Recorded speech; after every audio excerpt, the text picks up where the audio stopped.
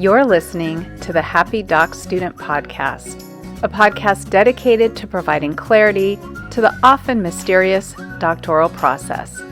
Do you feel like you're losing your mind? Let me and my guests show you how to put more joy in your journey and graduate with your sanity, health, and relationships intact. I'm your host, Dr. Heather Frederick, and today I welcome Christine Carron. Christine is a writer, productivity expert, and the founder of Goodjelly, where she helps writers build sustainable creative productivity using smart process, grounded power, and inner kindness. Today, I am so excited to introduce her to you. She is going to help you understand how to take charge of your writing adventure. Christine, welcome to the show. Thank you so much for having me. Why don't we start with you sharing just a little bit about your background and how Goodjelly came to be? Absolutely. So I don't always tell this story, but it seems very relevant to your audience, is that I'm a PhD dropout. I went directly from undergrad into a PhD program, and after a year decided to just take my master's exam and get a master's degree. And the reason was I just realized it wasn't the right time for me. But something interesting happened after I made that decision that is one piece of the puzzle that kind of locked in my brain, which is I had a lot of PhD candidates who were ABD who kind of sidled up to me and said, "Oh, I wish I just can't get this dissertation done. You're so brave." And I was just like, kind of gave me more confidence in my decision. But that was something I filed away. And then I went on and was a consultant doing project management, process improvement training. And then, I don't know, probably, about 15 years ago, I left official corporate work and launched my own consulting company where I did independent project management, became known for rescue project management, where I would go into big projects that had gone off the rails and bring everybody back to their happy place. And then at the same time, I started off on my own writing adventure, and I write young adult fiction and middle grade, so books for children. And a little while into that adventure, I would be at writing conferences and I would hear in the spaces between speakers, I would eavesdrop a little bit, and I would hear writers just really frustrated or struggling. And it just often wasn't about craft, about how to create plot or settings. It was things that with my process improvement framework and my project management framework and helping people again and again get their work done, I was like, wow, y'all, the writing adventure doesn't have to be so hard. And if you just knew some of these techniques and processes that are very common to business folk, and companies bring me in to ensure that their teams have this level of support, the writing adventure would be so much easier. And from that idea, launched my company, Goodjelly. And I wanted a name because a lot of people fear project management. It's going to suck all the joy and creativity out of the process. I wanted a name that immediately changed that perception, and that you can take charge of your writing adventure with process, with power, with kindness, and that's going to unleash your productivity, not shut it down. So that's me, and that's Goodjelly. And the things that you teach through Goodjelly help get people jamming, right? That's your tagline. Yes. I know some of your listeners are out in the world doing the work as they're building their academic cred. And so, yeah, if you're in business or technology, the process I teach is inspired by Agile. And so basically, I've created a new kind of Agile for artists, and I call that process jam to jam. And many people get stuck at that ABD stage. They've finished the content work. They can perform with shorter papers, presentations, and now they have this massive task ahead of them. Yes. And what I loved when I was checking out your blog posts is that you're really teaching skills that aren't specifically how to write, but they're skills that will absolutely help you get the writing job done and get Correct. it done in a way that isn't scary. Correct. And that, one of the, the official business term is make a work breakdown, but I didn't even like that term when I was in the corporate world. So what I say to writers is you want to take this big project that if you try to do that project, and so to me, a dissertation is kind of like writing a novel. You can't do it in a day, yet you have to keep chipping away at it. And you want to feel, not only be making progress, but feel like you're making progress. And so one of the things that I teach is that you plan your work and you break down your work into manageable, movable bits.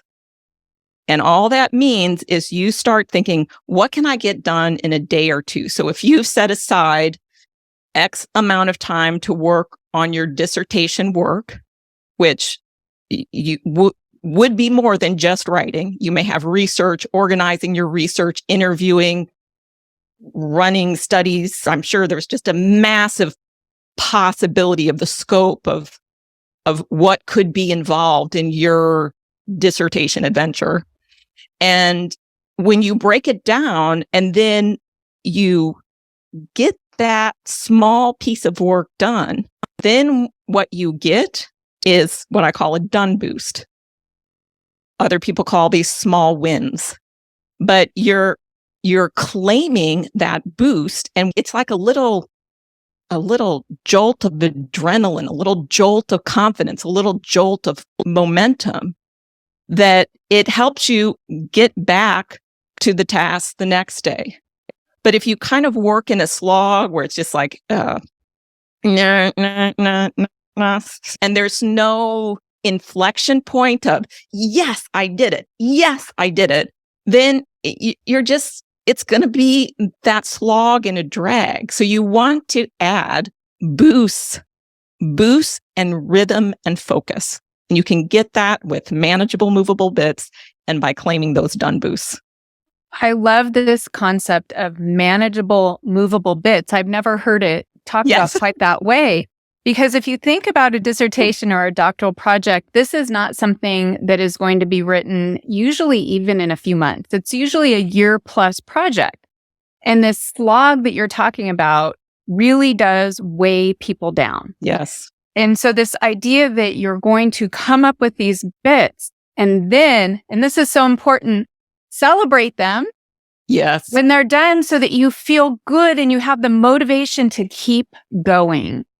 Yeah, I remember when I was in elementary school and there would be a fundraiser and the class would get together and, those old cork boards on the side of the chalkboards, and you would make the little, it was like a beaker, and that then you would put craft paper and you would fill in the thermometer, and we raised $20 more and we would go put the little more red paper in the thermometer. There's something to that that's called gamification in the technology world. Those little likes mean something. You're getting an adrenaline boost. And I had one of the writers in my program, I said, you want to celebrate? And she was like, I liked scratch and sniff stickers when I was little. In my process, you put these manageable, movable bits on Post-it notes. And she said, every time I get one done, I'm going to slap one of those stickers on it.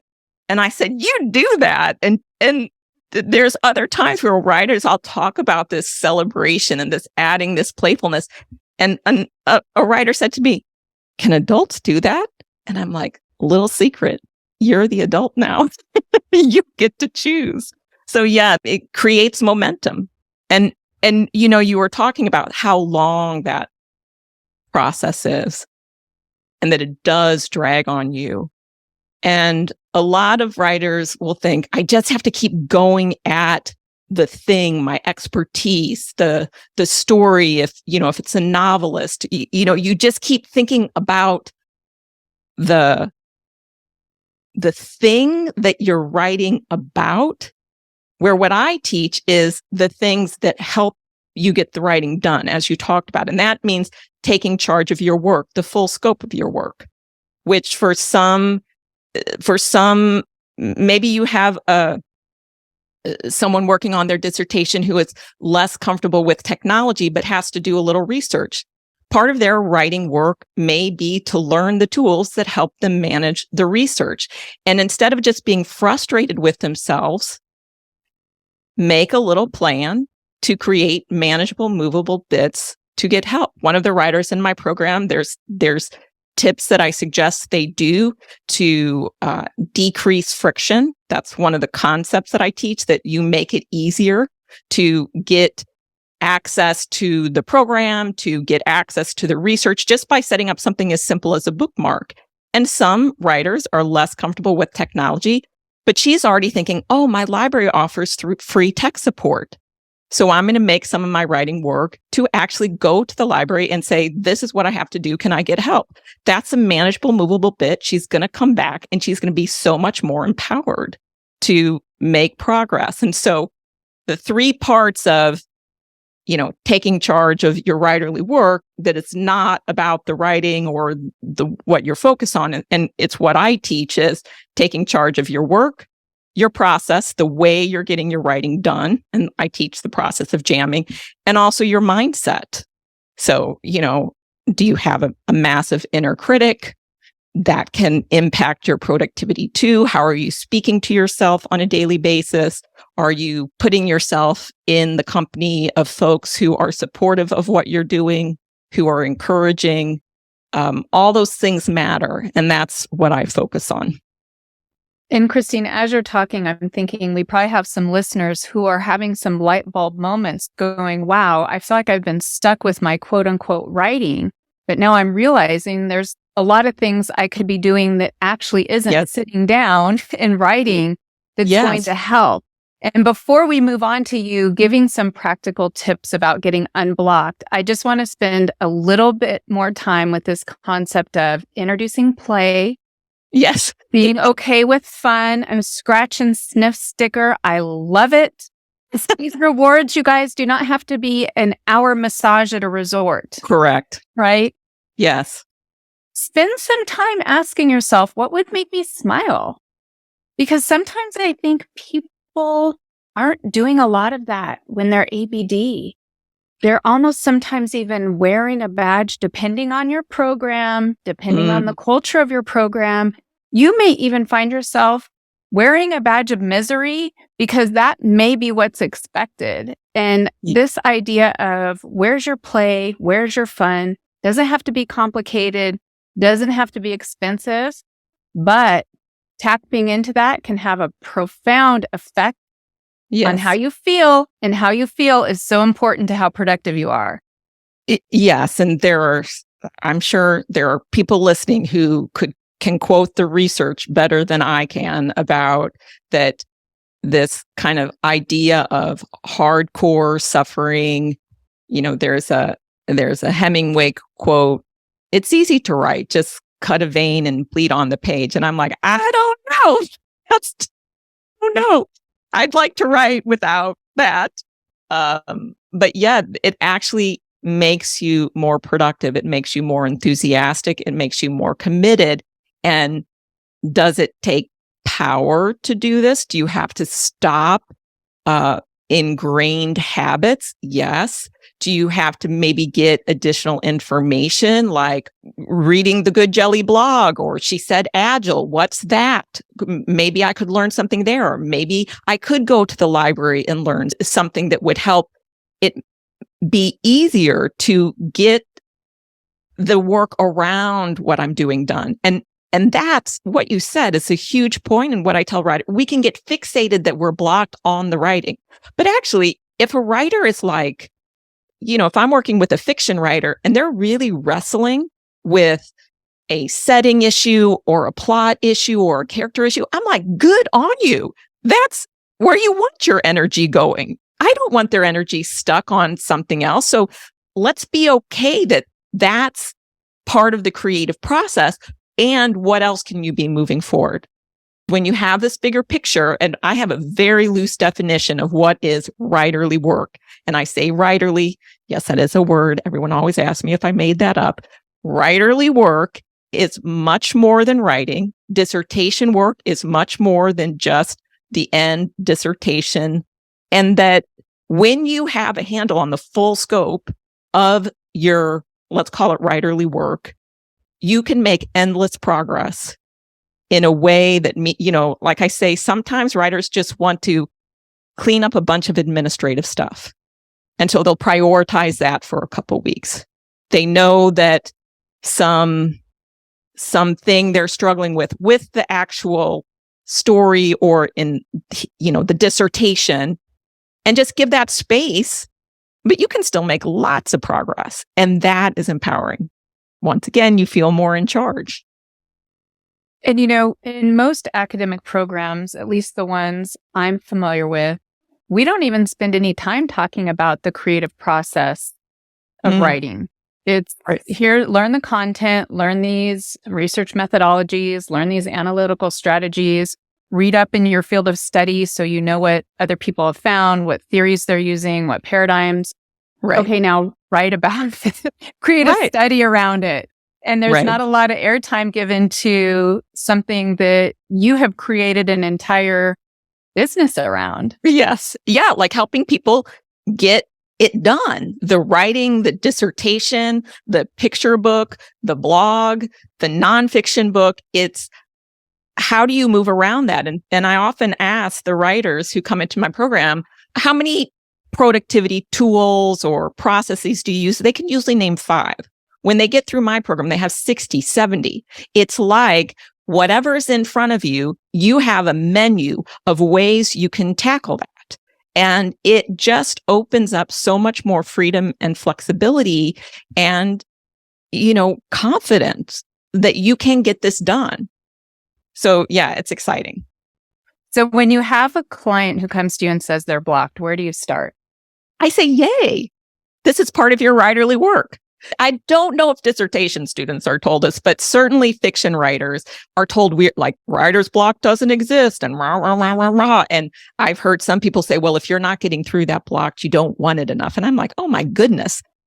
My job as a project manager, all I do all the time is unblock people. In fact, in Agile, part of the process of what's called Scrum is every day the team members tell one of the 3 questions they answer for me is, are they blocked or not? So the common writing block advice writers get is, well, get your butt in the chair and write. And I'm like, if I went in the corporate world and told developers, get your butt in the chair and code, everybody would be like, see ya, Christine. So first thing is, this is life. You get blocked. So first, handling blocks is part of your dissertation work, your creative work, your writerly work. And then you think, okay, it's like the scientific process. What's the cause? Come up with some possible solutions. Try the solution you think is most likely to work. Test out that solution. Assess the results. If you're still blocked, start again. If not, woohoo, you're unblocked. But there's no big drama with being blocked. If you're blocked, it means you're doing the work. You've gone at it. People who are not engaged in their dissertation work are probably not blocked. And if they want to be engaged, that's a different kind of blocks. There are all kinds of blocks. It could be a process block. It could be a mindset block. And it was interesting because, we all wrestle with blocks. And once I wanted help, even though I'm a productivity consultant, I wanted help with one of my own blocks. And I got in this program where basically the solution was get your butt in the chair and write. And I was like, well, wait, I can tell myself to do that. So what is the space before and how do you look at some of those deeper blocks? And this is where inner kindness comes into play and inner power comes into play because, maybe you have a longing to just knock that that dissertation out or to get the research done, whatever the focus is. But if you realize, I have actually a big mindset issue here, or a big confidence issue. One of the reasons why I decided to step away from that PhD program is because I had come from an undergrad program where I had been taking 18 hours of classes a semester and working 4 jobs to pay for it.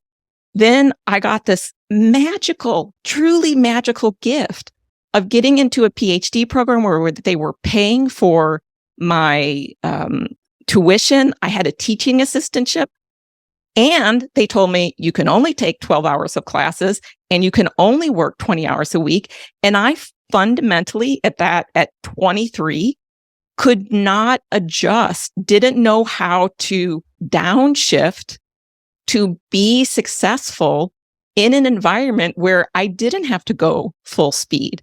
And that's part of the reason why I decided to step out, because I was like, I'm not performing the way that I want to perform. But the problem isn't because I can't perform. I have some other situation to solve, which is how do I create better balance? I can't say that I learned that lesson right away, but eventually I did. But that's a different kind of block than someone who's blocked on their research. I appreciate your perspective that getting over a block for someone in a doctoral program, or really any writer, isn't as simple as just sitting in the chair. You're really looking at more of these root causes. Correct. And you brought up the inner critic, and that's something we see a lot in academia. I've had guests on talk about the imposter syndrome. So I would love for you to share a little bit about how can we be kind to ourselves in the writing adventure? Kindness works when you have smart process and grounded power. That's why those 3 things work together. And if you're telling yourself you just have to go be kind to yourself without changing anything else, that's kind of leaving you open a little bit in a way that may not feel comfortable or safe. So my approach to the inner critic is that it's actually on your side, and that it's really good at problem spotting, in the sense if you're nervous about something. So a lot of people are nervous, let's say, about public speaking. So maybe they're actually really, really nervous about defending, in front of that panel. There's probably some reason why you're really nervous around that from your past. And that fear or that worry, where maybe you got criticism or harshness directed at you, it's really good at spotting the problems that are actually relevant to you. I grew up dancing on stage and reading at Mass. I actually feel very comfortable and safe on stage. So I don't have that particular fear. So my inner critic doesn't get on me on that.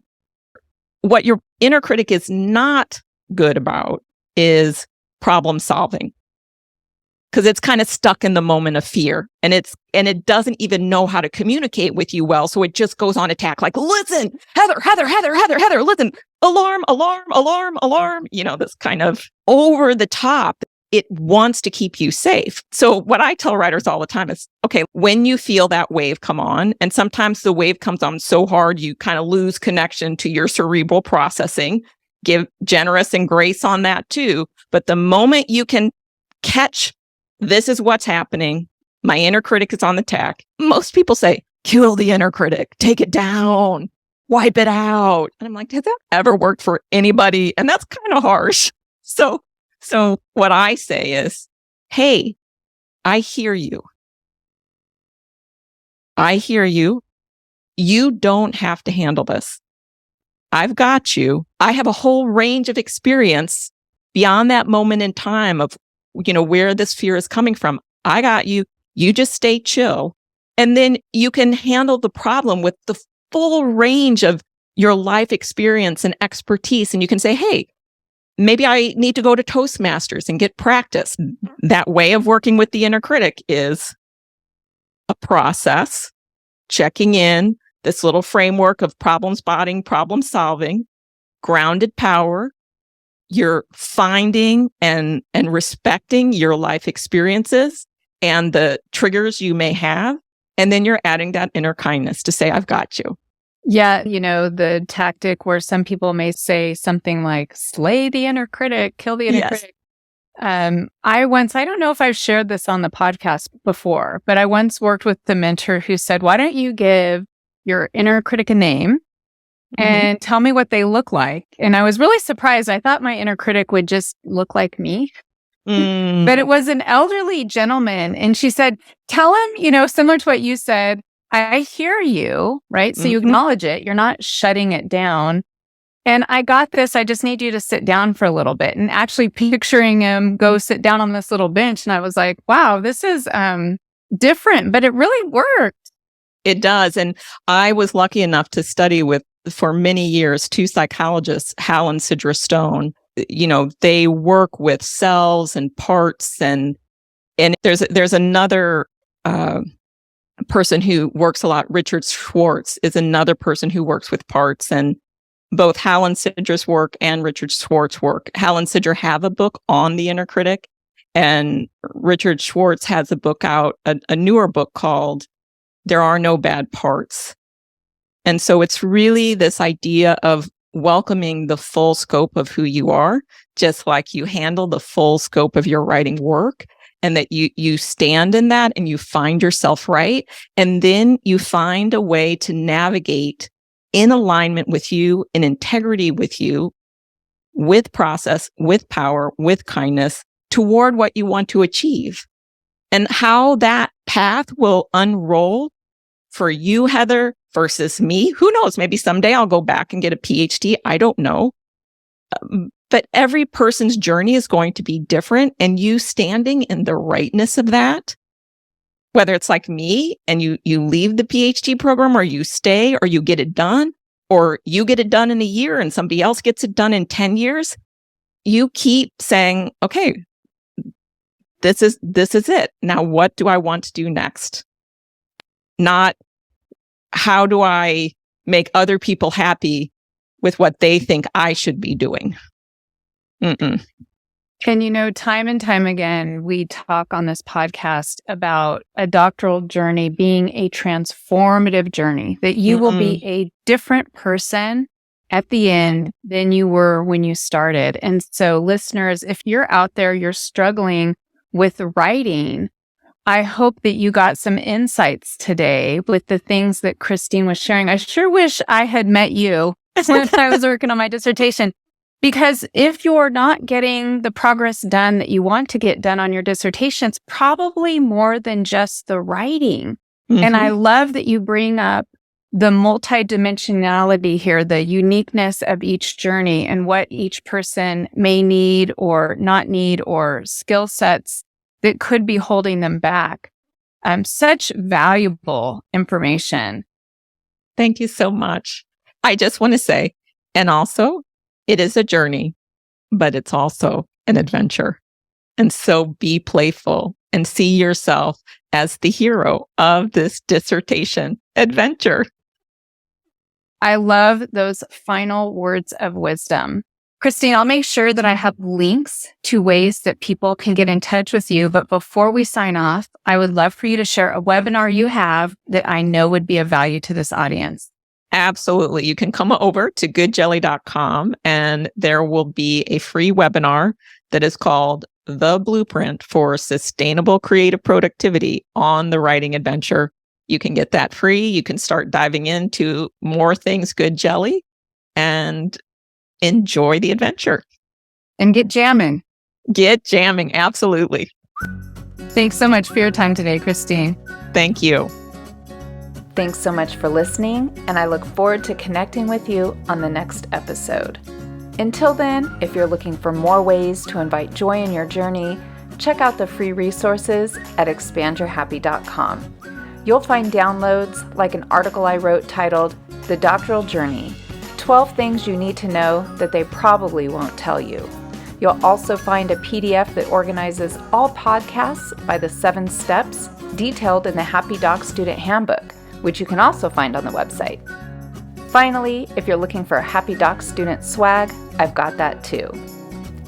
Don't forget to subscribe to the podcast and YouTube channel. And if you want to make my day, rate and review so that together we can change the way doctoral education is delivered and experienced. Hey, one more thing. Just a quick reminder that the information, opinions, and recommendations presented in this podcast are for general information only.